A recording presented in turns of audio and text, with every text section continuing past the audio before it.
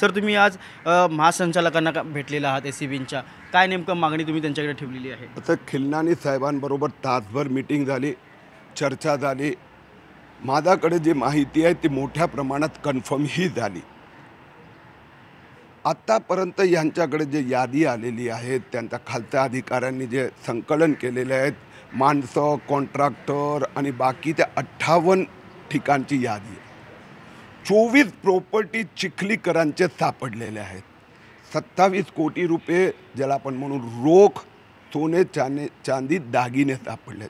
एक चिखलीकर जो नाशिक जिल्ह्यातल्या 4 तहसीलचं लाहेजनचं काम करतो, त्याच्याकडे जर एवढ्या मोठ्या प्रमाणात शेकडो कोटी रुपये त्या विभागाच्या इंजिनियरकडे सापडत असेल तर PWDचा घोटाळा किती मोठा असेल.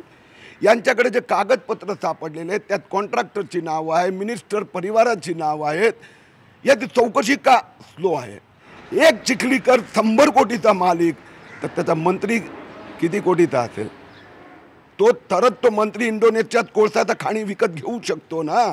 आत्ता पण हे प्रकरण जेवढं गांभीर्याने महासंचालकांनी घ्यायला होतं ते घेतलेलं नाही.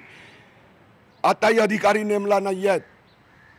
24 प्रॉपर्टी इंजिनियर करून वसूल होते म्हणजे आतापर्यंत बाहेर येते. 4 दिवस चालले आहेत आणि तरी हे महासंचालक आणि कार्यालय झोपी गेले तर सोंग करते.